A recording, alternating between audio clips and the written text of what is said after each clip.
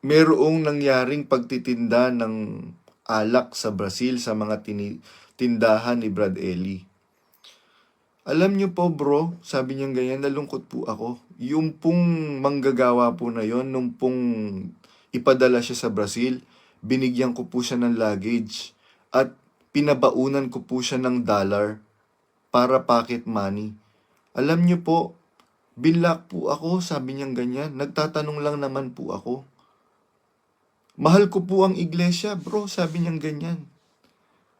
Bakit po ganun po yung ginawa po sa akin? Ako personally, mahal ko po ang iglesia. Mahal ko po si Brad Eli. Mahal ko po si Brad Daniel. Pero yung ginawa sa akin ni Brad Daniel, malinaw na paglabag sa utos ng Diyos. Hindi po siya naging makatwiran bilang isang leader ng iglesyang nagpapakilala o nagkiklaim na sa Diyos. Bakit po ako hindi tumitigil sa pagla-live? Take note po mga kapatid, ang oras po ngayon dito sa lugar ko is 2:10 a.m. Kasi po, after ko pong mag-live kagabi, meron pong nag-message sa akin na abiso na wino-workout na po talaga ito pong aking Facebook account. Meron po silang mga IT na gumagapang dito sa account ko. Ako wala naman po akong hindi naman po, illiterate po ako sa information technology. Illiterate po ako.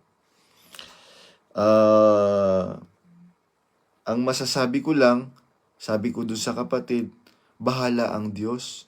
Sabi kong ganyan, ito, naniniwala ako, hindi ko na ito laban. Laban ito ng katwiran, laban ito between good and evil. Biruin mo, gagamitin mo ang pulpito, papasamain mo yung mga taong nagsipaglingkod ng mahabang panahon.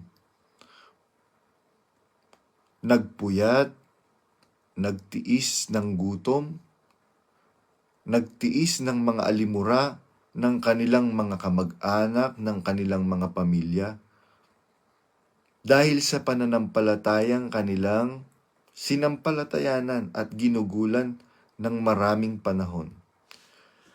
Kaya ako po, mga kapatid, ay hindi titigil hanggat meron po akong pagkakataon upang makapagsalita. Meron pong si Jane Angeles na naman.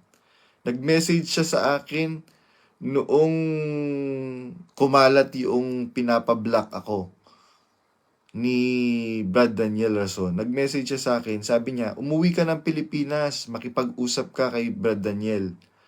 Sabi po niya sa akin, madali namang kitain ng pera. Pwede ka naman makabalik dyan. Unang-una, hindi ako tanga para gawin ko yon. Dahil alam ko, pag tutulong-tulungan nila ako, kung gusto ninyo akong makausap, kausapin ninyo ako ng harapan sa buong kapatiran. Sigurado at tinitiyak ko sa iyo, Brad Daniel, tinitiyak ko sa iyo, maraming titindig para sa akin. Maraming titindig para sa akin. Tinitiyak ko yan sa iyo, Brad Daniel. Kaya, Brad Daniel, maawa ka sa iyong kaluluwa. Maawa ka sa kaluluwa ng iyong mga mahal sa buhay. Maawa ka sa kaluluwa ng iyong mga inaakay. Public apology, never gagawin yan sa taas ng pride niya. Ako po, pwede naman pong ang